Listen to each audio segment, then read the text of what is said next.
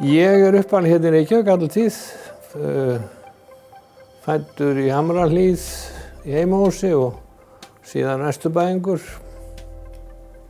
og ólst upp þar. Föðurfólkið mitt norðan af Vatnsnesi í Húnavatnssýslu og móðurfólkið mitt var nú komið hér á Reykjavíkursvæðið, var úr Rangárvallasýslu. Það má nú eiginlega segja að ég fæddist nú ekki með silfurskeið í munni en ég fæddist með kannski rannsóknarskeið í munni því að pabbi og mamma voru bæði doktorar í sagnfræði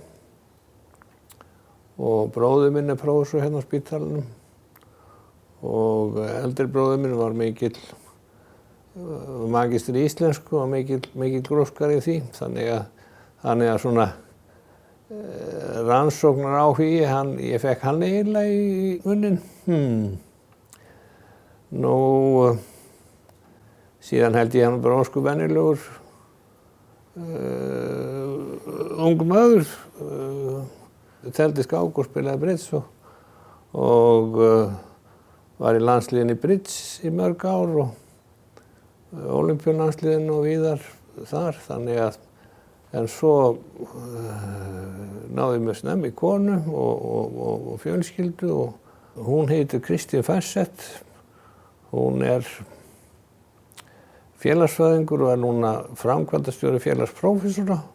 Kannski óvanleg barnæska því leyti til að pabbi dó þegar ég var 4 ára og svona afi minn sem var Helgi Ingvarsson yfirlæknir á Vífilsstöðum, hann var svona kannski svolítið föðurímynd, ég var svona heimagangur þar svolítið og kannski kemur læknadellan það gæti verið. Svo fór ég MR, bara eins og heyri til og svo í læknadeild og þá var nú ekki kvóti, heldur var það þannig að menn bara náðu ekki prófunum, það var bara, prófum voru svívirðilega þung. Ég held að haustið höfum við byrjað af 150 manns og vorið voru held ég, ekki verið rétt 50-40 eitthvað sem bara náðum upp. Þetta var mikið búin sérstaklega fyrstu kannski 3 árin þegar maður ekki komið með nein tengsl við lækningar beinlínis. En þarna voru fyrstu 3 árin voru mjög svona þurr, skulum við segja. En það var líka gaman. Ég hef stundum á tilfinningu að svona bestu nemendurnir, það þeim standa allar dyr opnar og þeir eru oft erfiðast með að ákveða sig. Ég áttaði mig snemma á því að ég væri mín þekking hentaði betur í einhverri grein lyflækninga og ég var hérna 3 ár heima áður ég fór út og síðasta ári var ég deildarlæknir á lyflækningadeild sem var í raun og veru mjög breytti tímar þar sem nú voru einhverju 20 deildarlæknir en þá voru bara held ég 4 deildarlæknir á hvorum spítalanum og margir sem sóttu. Oft menn sem voru búin að lengi heima. Ég var ákaflega stoltur að ég var valinn tiltölulega snemma á þetta deildarlæknar. Síðan ég þar að skoða ýmsar sérgreinar og man að mér leið afskaplega vel á lungnadeildinni og mér leið vel á öllum deildum í raun og veru. En svo lenti ég á gigtadeild hjá manni sem heitir Jón Þorsteinsson sem var nú svona ekki svolítið sérstakur maður og skapmaður og ekki allra. Ég man að ég kveið að byrja hjá honum því hann átti til að vera skömmóttur ef hann fannst menn ekki standa sig. En það var bara eins og við manni mælt að þegar ég var búinn að vera hjá honum þá var eiginlega mín örlög ráðin, hálfgert. En hann var svona eldhugið, það var alveg ótrúlegt að finna kraftinn, þessi mikli vilji til að hjálpa og lækna sem var svona, ég hafði ekki kynnst áður alveg á sama hátt. Þannig að þetta var frábær tími og þá vissi ég hvað ég ætlaði að fara í. Hugurinn stefndi svolítið til Bretlands. Mamma hafði skrifað sína doktorsritgerð í Oxford og þar var einn fínasti spítali í Bretlandi sem heitir Radcliffe Infirmary og ég fór í viðtöl þangað og eitthvað svona. En það var alveg ljóst að fyrir fjölskyldumann, þá var ég kominn með 2 börn, að það yrði allt miklu erfiðara fyrir fjölskylduna, mun minni frítími og flestir þurftu að byrja í einhverjum útkjálkaborgum og flytja sig svo yfir á stóra sentrið og svona. Þannig það var ljóst að það var býsna erfitt. Svo ég valdi Lund í Svíþjóð þar sem að svona aðstæður virtust vera mannlegri og svona auðveldara að vera með fjölskyldu. Mikið barnalán með 4 börn og 6 barnabörn og gullbrúðkaupinu í september. Og svona eftir á séð þá finnst mér þetta hafa kannski verið besti tíminn á ævinni en það var ansi mikið púl. Við vorum samtals 8 ár þarna úti og þá var ég fyrst búinn með sérfræðinámið og svo doktorsnám. Þegar við fórum út okkar árgangur þá var aldrei neitt annað í myndinni heldur en að koma heim. Við fórum út til að mennta okkur til að geta staðið okkur hérna heima. Og enda kom yfir 90% af mínum árgangi heim en svo breyttist það mjög hratt á árunum eftir. Nú verulegur minnihluti sem kemur heim. Ég var nú byrjaður sem deildarlæknir, ég var með ágæta handleiðara þar, bæði Jón sem ég nefndi áðan og fleiri. Ég skrifaði mína fyrstu grein með Bjarna Þjóðleifssyni sem var þekktur prófessor hér áður í meltingafræðum og margir aðrir, Hrafngerð Helgason, lungnalæknir og margir fleiri sem voru mér afskaplega góðir. En svona raunverulegan rannsóknar áhuga sjálfstæðan skulum við segja. Ég var svona tók þátt í þessum rannsóknum, með svona sjálfstæður rannsóknar áhuga. Hann kemur ekki fyrir Lundi, þá ég voðalega heppinn með sérstaklega 2 af mínum kennurum sem voru svona eldhugar miklir. Annað þeirra var nú nýræður núna í fyrra árinu og hann var að senda mér mynd af sér á ráðstefnu. Ég að vona að ég verði eins að hann alveg á fullu. Sko það þannig að ég skrifa doktorsritgerð sjaldgæfan sjúkdóm í Lundi sem hét lúpus. Og raunar hafa fleiri Íslendingar gert það síðar. En þegar ég kem heim til Íslands þá kerfið svolítið öðruvísi. Það ekki svona göngudeild þar sem allir sjúklingar ganga, heldur margir með stofur, hlutastarf á spítalanum með stofur og þá kom í ljós að bara allir lúpussjúklingar á Íslandi gengur nánast hjá sama mannum, Kristjáni Steinsinni sem síðan var yfirlæknir á gigtadeildinni og þá var völunum hvort að ég ætti að reyna að komast í samstarf við hann eða hvort ég ætti að taka upp á einhverju algjörlega nýju. Og þá var ég svona að lesa mig til og þá vaknaði upp þessi áhugi á slitgigt og svona, það má eiginlega segja að handaslitgittin heillaði mig mest, aðalega því það var bara ekkert vitað um hana, það var eins og það var engar almennilegar rannsóknir til og mjög lítið um hana vitað. Og svo slitgitt í heildina, þetta gríðarstóra verkefni sem í raun og veru svona þyngsta gigtaverkefni að þeim öllum, við eigum ansi langt með að skilja hana að fullu. Þarna ekkert annað að gera en byrja bara sjálfur. Og ég svo heppinn að ég fæ einhvern svona samanbrotið A4-blað með frímerkja og sagt það á að stofna heimssamtökin í slitgikt í desember 1992 í París.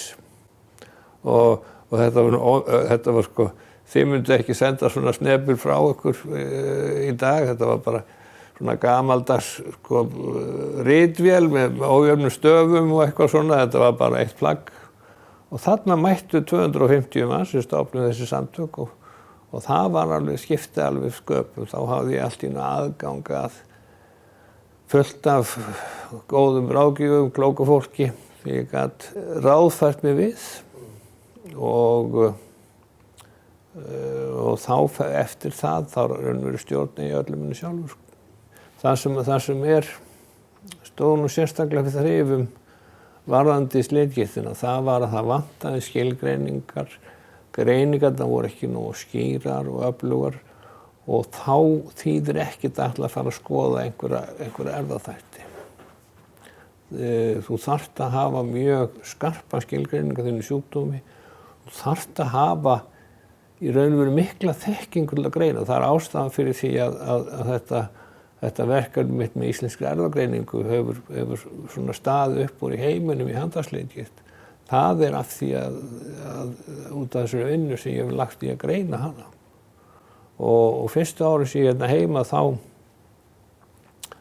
er ég strax byrjað að safna ábyrgðandi fjölskyldum og skoða hvern einasta mann og reyna að skilja þetta og svona gekk nú misvel og þá vissum við nokkrar stökkbreytingar í slitgikt en engar svona sem að skiptir einu verulegu máli. Þetta var þó sjaldgæfa mjög slæmar stökkbreytingar. Þar sem að sjúklingahópnir voru afmarkaðar af því að sjúklingarnir voru svo veikir. Þetta var bara svo óbúslega veikt fólk. Svo náttúrulega gerist tvennt. Það koma 2 risaaðilar inn í spilið. Það er annars vegar Kári Stefánsson og Íslensk erfðagreining að við ákveðum formlegt samstarf. Ég held að ég hafi verið með allra fyrstu mönnum. Ég held að við höfum skrifað undir eitthvað plagg, ætlaði ekki verið desember 95. En þá þegar var ég búinn að safna sko mörgum stórum fjölskyldum. Og síðan gerist það að þessi svonefnd öldrunarrannsókn hjartaverndar sem var kostuð af NIA sem er sem sagt National Institute on Aging í Bandaríkjunum og var alveg geysilega ítarleg. Og ég kom að planeringu þessarar stóru rannsóknar sem að 5.500 Íslendingar voru skoðaði með alveg ótrúlega mörgum aðferðum og spurningalistar og verkir og eitthvað svona. Þannig að ég gat komið þar inn sérstökum svona slitgigtar völdum spurningum og eins ljósmyndir af höndum og myndir af öllum beinum og ýmislegt fleira sem að nýttist mér svo í mínu rannsóknum. Mjög lengi þá var þetta bara mitt hobby að mest af rannsóknarstarfi gerði ég á kvöldin. Ég hef nú 2 eða 3 fengið hálfsárs leyfi til að stinna rannsóknunum og þá hefur það gengið svolítið í stökkum. En þess á milli er ég bara alltaf að. Þetta er mitt áhugamál. Ég hugsa þetta eitthvað alldagar. Það var svo lítil þekking í þessu byrjun að ég þetta búið að fara í ótal áttir. Það er að skilgreina bæði útlitslega og myndlega og segulómun. Þetta er eitthvað sem að mjög mörg okkar finna fyrir einhvern tímann á ævinni. Þetta er algengasta ástæðan fyrir að fólk kemst ekki milli hæða í húsum. Það er slitgigt og kostnaðurinn við þetta er rosalegur.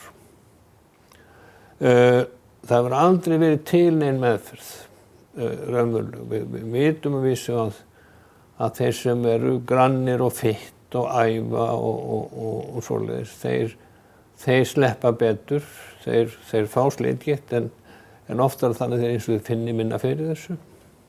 Ef við leitum á röntgenmynd af slitgikt, þá má sjá einhverja slitgikt í öllum sem orðnir fertugir, einhverjum einasta. Í baki eða útlimaliðum eða hvað sem er. Meðferðin hefur bara verið einkennameðferð, verkjalyf, bólgueyðandi lyf og svo hreyfingin, sjúkraþjálfun.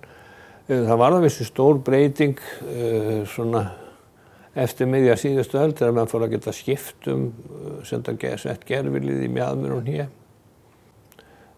Slitgigtar nafni, það gefur til kynna að slitgikt sé mikið svona wear and tear, það sé bara eins og slitin vél, en það er ótrúlega lítið.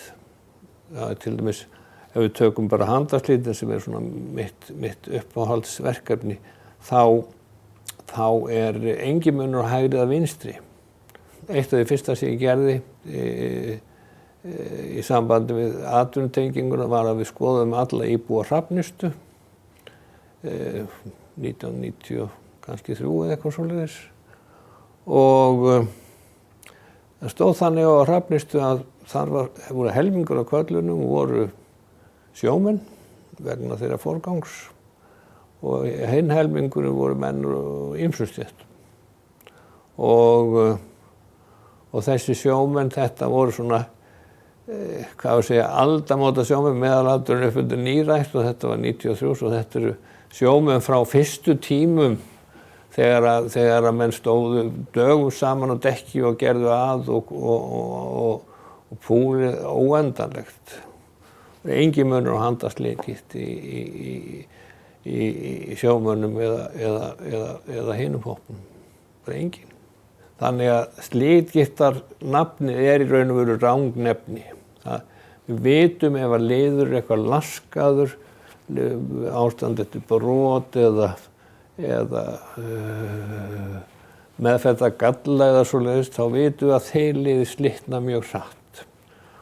Og þar er wear and tear þáttur, það er augljóst mál, það eru margir svoleiðis þættir til. En svona fyrir venjulega slitgikt, og við sjáum að þeir sem var lent í áverkum við til dæmis í dag að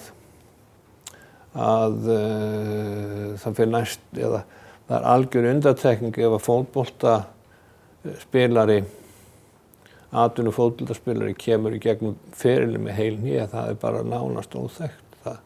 Það er mikil minnihluti. Þetta hefur eiginlega allt verið einn ferill, að þekkingi frá því ég sat þetta fyrsta þing triljónfaldast.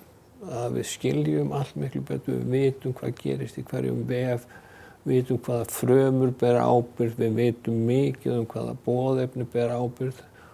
Og núna er að nálgast uppskeru. Að nú er allt í einu komin bunki af lyfjum sem að virðast geta hægt á einhverju formi á slitgikt. Alveg heill bunki. Og það er enn sem komið þannig að þetta er mikið af þessu líftæknilyf sem geysiladýr, dýrarannsóknir. Og einn af göllunum við slitgikt er að vegna þess að sjúkdómurinn er svo ofboðslega hægfara að þá þarftu mjög stóra rannsókn til að sýna fram á að lyfin hafa áhrif á horfur eða gang sjúkdómsins. Og þannig það er þó nokkuð langur ferill eftir áður en við getum virkilega búist við að vera komin með meðferð, en það er mjög mörg lyf núna sem er í rannsóknum og sum þeirra hafa greinilega verulega áhrif á þróun slitgiktar. Það er rosalega tíma framundan. Í sumum tilfellum sjáum við fólk með slit í lið þar sem við búumst við að þetta einu eftir að ganga hratt og valda miklu vanda. Að þá komum við til með að hafa lyf sem að stöðva þetta. Þau eru þegar komið nokkur en næstu 10 árum hugsa ég að verði mjög mikið breyting í því. Ég er hins vegar ekki hættur. Ég er að vísa að hætta að vinna núna eftir nokkra vikur en ég er bara rétt að byrja og ég er að vona að ég fá að hafa vit og heilsu til að halda þessu rannsóknum áfram. Við erum í slitgiktarrannsóknum og ekki síst í handaslitgiktinni held ég við séum fremstir í heimi og hafa verið það í 10 ár. Og ef ég fær ráðið þá verðum við það áfram. Svo þetta bara verður alltaf að hafa sinn gang.